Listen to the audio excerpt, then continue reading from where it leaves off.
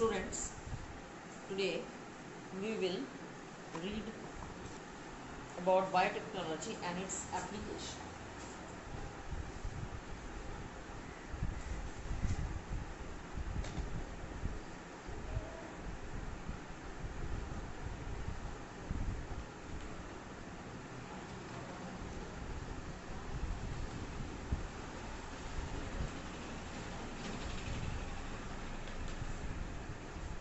So in this biotechnology and application, we have already read the processes of biotechnology, but now we are going to discuss its application in day-to-day life. So biotechnology is useful to human in producing various products by using microbes, plants, animals and their metabolic machinery. This became possible due to recombinant DNA technology, that is rDNA technology.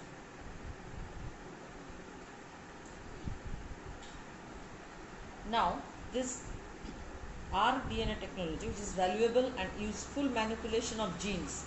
So, what we did in this genetic engineering, that is manipulation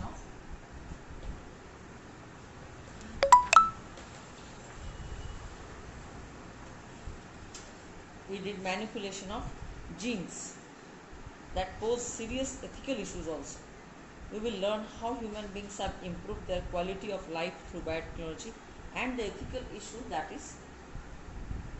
is on rise with it. Okay. So come to the application of biotechnology in agriculture and medicine. So in agriculture and medicine we will discuss what is its application. Now in agriculture and medicine, the application of biotechnology include therapeutics, diagnostics, genetically modified crops. So what are produced? That is GM crops. GM crops are produced. Processed food is there, bioremediation is there, waste treatment and energy production is there.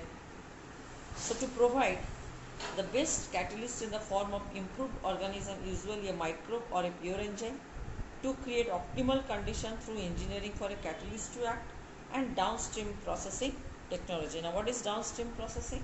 That is the quality testing. So come to now to biotechnological application in agriculture. So what are the applications in agriculture? That is first agrochemical based agriculture, organic agriculture and genetically engineered crops based agriculture. So three types of agriculture are possible after this biotechnological applications. That is, first one is agrochemical based agriculture, then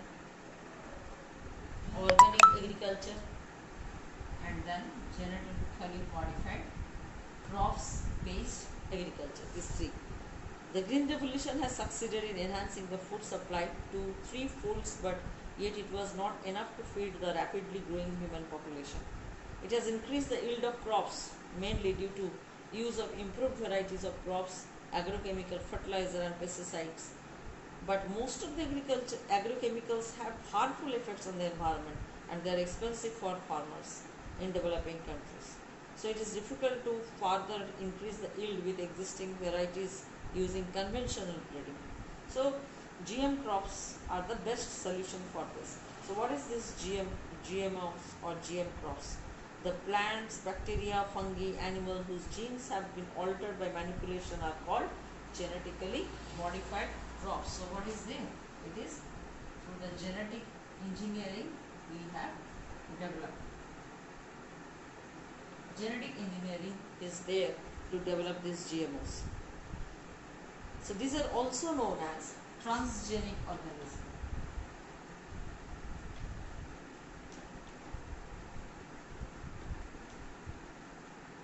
These are also called as transgenic organisms. GM plants are useful in many ways. Crops become more tolerant. So after producing these crops, what are the benefits that we are going to get from these crops? That is, the first one is that they are tolerant to abiotic stresses. the plants which are produced are tolerant to abiotic stress like cold, drought, salt, heat, then dependence on chemical pesticides has reduced. That is, pest resistant crops we have developed.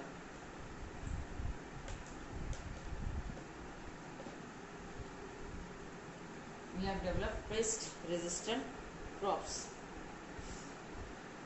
Then reducing post harvest losses. Yes, to reduce post harvest loss. Then full use of minerals from the soil. So that means fully use of minerals by the plants done. The plants which is developed due to genetic engineering, they are using these minerals. Enhance nutritional value of food. So then nutritional value has increased, enhanced.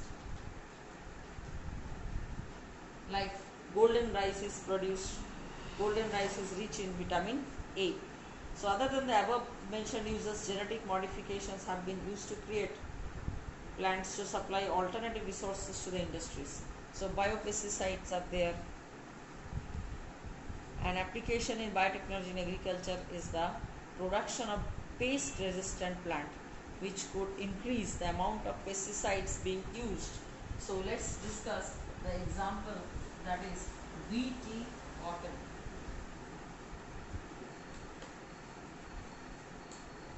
And BT is here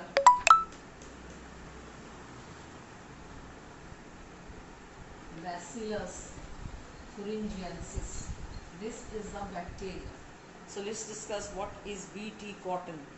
So this is an example of biopesticides. An application of biotechnology in agriculture is the production of pest resistant plant, which could decrease the amount of pesticides being used. Now, BT toxin is produced by the bacterium called Bacillus thuringiensis, and BT toxin gene has to provide resistance to the insect without the need for insecticides, so named as biopesticides. So like this BT cotton, we developed BT rice, BT tomato, BT potato and soybean, BT corn. So let's come to what is the principle and mechanism of producing this BT cotton. Now BT cotton is created by using some strains of bacterium, that is Bacillus thuringiensis, and this bacterium produces a protein that kills certain insects such as lepidopterans. So what are the insects? Insects which are lepidopteran.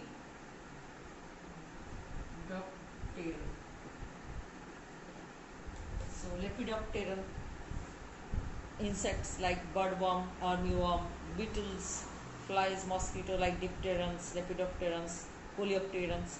Now Bacillus thuringiensis form protein crystals like cry, and these crystals contain an insecticidal protein. So insecticidal protein is there in this bacteria. This cry protein. This toxin does not kill the bacillus because BT toxin protein exists as inactive prototoxin, that once an insect ingests the inactive toxin, it is converted into its active form due to alkaline pH. And the activated toxin binds to the surface of midgut epithelial cells, create pores, causes cell swelling and lysis, leading to the death of an insect. So in this way the insect died because of this cry protein, which are toxic protein. And remember, this gene is activated, the proteins, the toxic product is activated in the gut of the insect. So this is a BT cotton, and BT cotton is a resistant to pest resistant plant. So it is not affected by, this cotton plant is not affected by the insect group.